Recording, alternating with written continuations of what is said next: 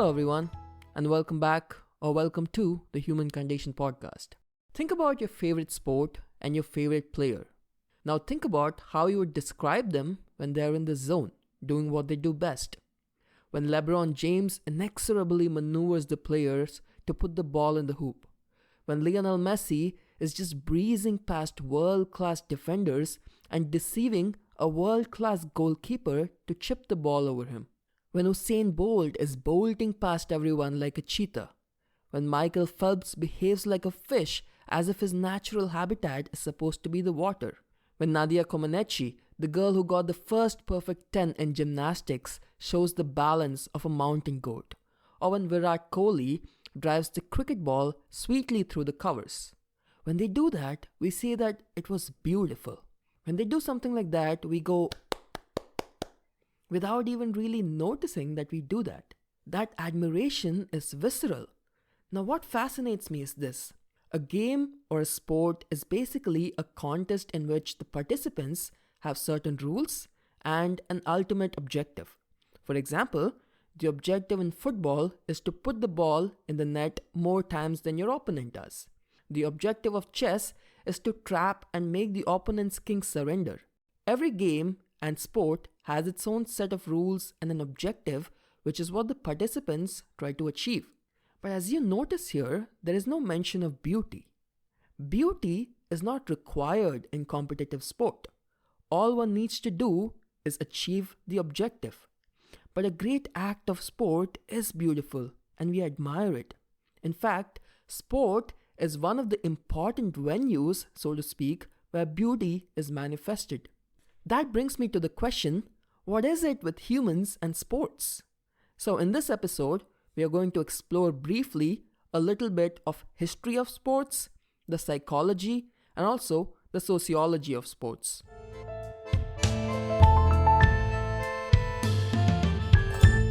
A friend of mine at work asked me a piece of trivia to guess what kind of sports were played in the ancient times.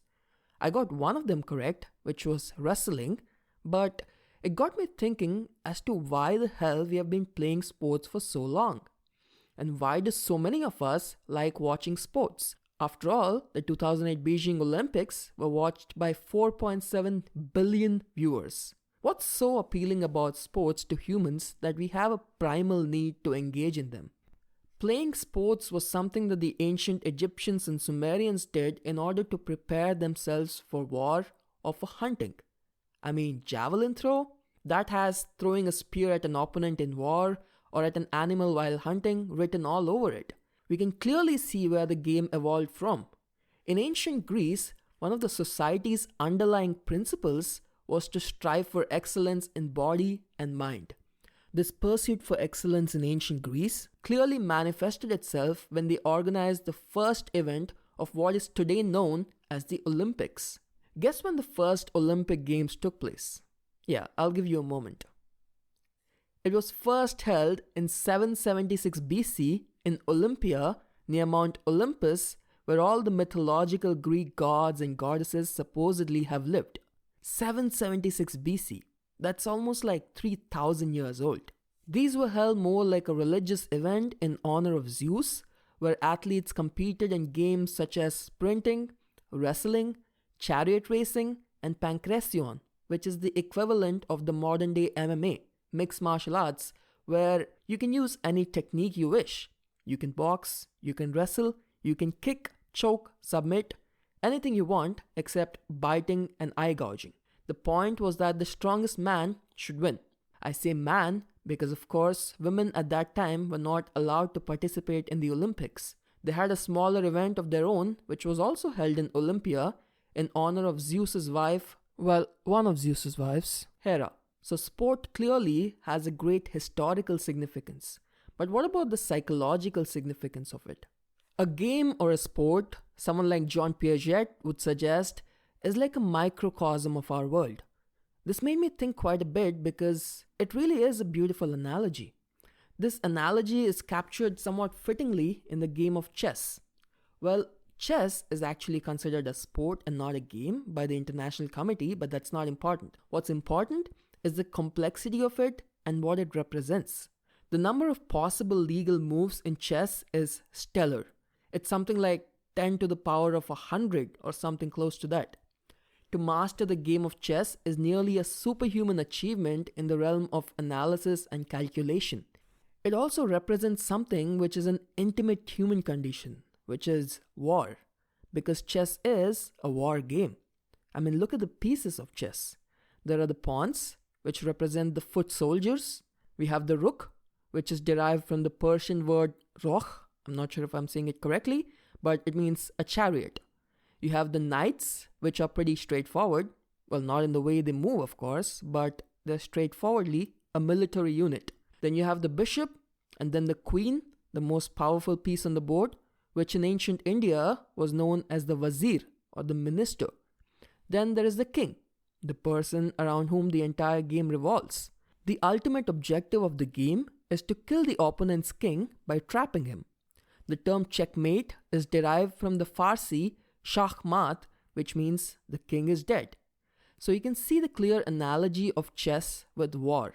There's something very human about this and the way we construct it. It's a beautiful sport because it's very objective and it has no real ambiguity in determining who won the war.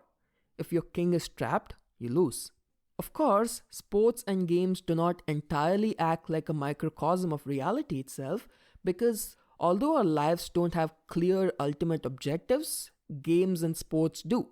This makes it very exciting because now the game or sport becomes something that we have constructed certain parameters around to find out what the best result is that could be produced. There is a search for truth here, which is given these rules and laws and constraints, you as a human show me the best you got. When we play sports, this is the challenge that we have to overcome. What can I do? What's possible to do? These are the challenges in front of us and we respond to them to strive for excellence and push our limits, to be faster, higher, stronger, which by the way is the motto of the Olympics. In Latin it is Citius, Altius, Fortius. Now the same challenges when elite athletes face, the best in the world, like the creme de la creme, then it becomes the challenge of not what I as an individual can do, but it's about what can humans do. What is humanly possible and how can a human achieve the best result possible within these circumstances? Then that sets the path for others to explore the territory and make even more progress. For example, the first time a human broke the 10-second barrier to run a 100-meter race was when Jim Hines broke it in 1968. He recorded a time of 9 minutes 55 seconds. Then over the next decade or so, 10-15 other people broke the record, which was earlier thought of as not possible. And these days, 10 seconds is not a big deal at the elite level. That's just one example of pushing our boundaries as a human. Take a look at Eliud Kipchoge, a member of a small tribal clan in Kenya called the Talai. Kipchoge is considered the greatest marathoner to have ever lived. On a sunny afternoon in Vienna, the 12th day of October 2019, he ran a marathon, which is 26 miles or 42.2 kilometers in less than 2 hours. 1 hour, 59 minutes and 40 seconds to be precise. This was considered unattainable before he went ahead and smashed it. As someone who has only recently started to run, I cannot even comprehend what it takes to run a marathon in less than 2 hours. It really is a true mark of human endurance and achievement. During the final minute of the race, the commentator said the following, which I think fits right into what we are talking about. He said, quote, "We had Neil Armstrong on the moon in 1969. We had Roger Bannister who broke the 4-minute mile barrier in 1954. We had Edmund Hillary, the first man to climb the Everest in 1953. We have 1 minute to go. Eliud Kipchoge is on his way here. This humble man who used to run 2 miles every day from his school and back to sell milk at the local market is now here through hard work and discipline. Eliud Kipchoge has the hand of history on his shoulder." You can hear him saying, "We had Neil Armstrong on the moon," or "We had Edmund Hillary on Everest. We have Kipchoge here." By we, he means humanity. We have done this.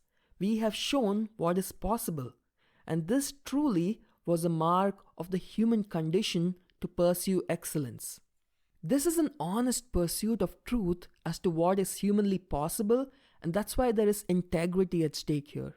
Because you can't cheat in the pursuit of truth, you're only deceiving yourself and the rest of humanity by doing that. This is probably why things like cheating scandals are taken so damn seriously in sports. Take a look at the doping scandal Lance Armstrong got caught in. The man won 7 Tour de France titles and was stripped of all of them because he was allegedly and later admittedly using performance enhancement drugs. Another example. Look at the sandpaper gate incident in cricket. The Australian cricket team travelled to South Africa in 2018 to play a tournament. It was quite a heated tournament and both teams had won one game each, and in the third game, members of the Australian cricket team had done something stupid. They were openly caught on camera tampering with the cricket ball or changing the condition of the ball by rubbing a little bit of sandpaper on it. Now, for those of you who don't know about the game or what the big deal is, a cricket ball involves a lot of physics from the point it is thrown by the person who is bowling and hit by the batter. Since it travels at high speeds, even a little change in the condition of the ball can alter the course or the path of the ball, making it harder for the batter to hit it. This incident blew out of proportion overnight, and even the Prime Minister of Australia criticized his players for doing something so wrong. The captain and the vice captain were stripped down of their privileges, and the 3 players involved were given a 1-year ban on playing the game.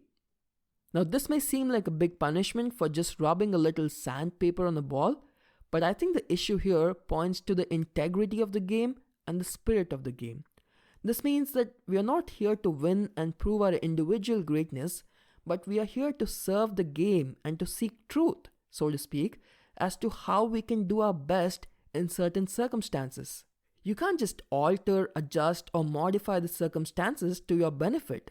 That doesn't fit with the ethics of sports. Another important thing sport does, especially to the people who start playing at a young age, is that it really makes you confront your limitations as a human at a very young age. This is done in a healthy way most of the time because it really is impossible for you to not face a challenge that you cannot overcome. Everyone loses in sport. Every single person. The Roger Federers, the Serena Williamses, the Tiger Woods, the Magnus Carlsens, everyone loses and everyone faces a situation in which they feel almost helpless, and this is when they confront their limitation, which comes as a smack in the face, which is, do better. This is a very humbling thing that sport does, in my opinion, and in a very healthy way. I actually have a personal experience to share here because I really was terrible at dealing with the confrontations I had with my limitations. Some of my friends may know this, but I had given most of my tests and exams while studying my bachelor's. Hi, this was when I was studying engineering. I used to smoke a lot of pot and just do barely enough to pass my exams. Now the fact was, I did not like doing engineering and I was not a good engineer. That's not what I wanted to do in life, and that's probably why I wasn't getting good grades. But rather than face how terrible I was at engineering and do something about it, I convinced myself that, you know what, I got bad grades not because I'm bad at engineering, but because I gave all my tests while being high and I used to party and so on. I made excuses and went on to do the same thing again and again, each time justifying my actions. Now I'll save the story about my relationship with pot for another episode on the human condition of addiction, but my point is that it's really hard to get away with such stuff in sports. In sports, when you're not good enough, you'll see that the opponent is clearly much better than you and you have to work hard and get better to overcome your weaknesses. There's no other way around it. You cannot escape these confrontations, which is good, humbling, inspiring even. So let's leave it there and move to the sociology and culture around sports. One of the sports I follow closely is football or soccer. And I am a Chelsea Football Club supporter, and I watch all their games, and I know their history, I know their ups and downs, I know about the management. I kind of know about the spirit of the club and how they operate. I even have an emotional attachment with each of the players of the club. Now, this is a bit weird because I have never met any of these players in my life. I've never been to the Chelsea Stadium, which is Stamford Bridge in London. I've never been to London, nor was I ever even in the UK. So why do I support them? Why does this matter to me so much? I didn't really know, so I gave it some thought. And I realized that all of these narrations from the fans, the identity of the club, the spirit of the club, and the spirit of the game itself represent and evoke something very tribal within us. This notion of us versus them has been instilled within us since the start of civilization itself. We behave as members of a tribe and we defend that tribe as a community, support them and take pride in their achievements and share grief in their defeat. Now, I agree that in my case, it's still a bit odd that I chose my tribe to be some club that's halfway across the world from me, but I realized that it was because there were certain things and people that inspired me and stood for what I love in the game of football who belonged to this club. Ever since then, I've become an aficionado or a fan, which is short for fanatic of the club. But looking at the sociological perspective, where sports are seen as a part of the culture of, let's say, a certain town, also represents some of the class struggles that take place within groups. For example, a small town football team beats the big city team and they look at the win as the triumph of the unrecognized, the insignificant over the wealthy, spoiled kids from the city. In this way, sports do tend to be seen as a product of social class relations. Not just socio-cultural, but also there is a socio-economic aspect to sports, isn't there? Especially since the 19th century when capital seemed to penetrate everyday culture. Spectators have to pay to enter the stadiums and watch the players perform. And there is also a hierarchy that represents class distinctions like the VIP area and the members area, the corporate boxes and the common area, and so on. The sports market is also segmented and stratified in terms of privilege. For example, golf and tennis are usually more easily accessible to the socially advantaged, while many of the team sports don't enjoy this prestige for some weird reason I can't put my finger on. So I'll just conclude there and I'll finish by saying that something like sport that seeps so deeply into our psyche and society should be observed with the attention it deserves, and I hope that you think about the significance of sport in our lives and society after listening to this, because after all, that's the point of the episode, to make you think about it with a renewed interest. Thank you for listening. I'll see you in 2 weeks with a different topic. If you have any suggestions in mind, please send them my way and let me know your thoughts about the podcast. I always appreciate that.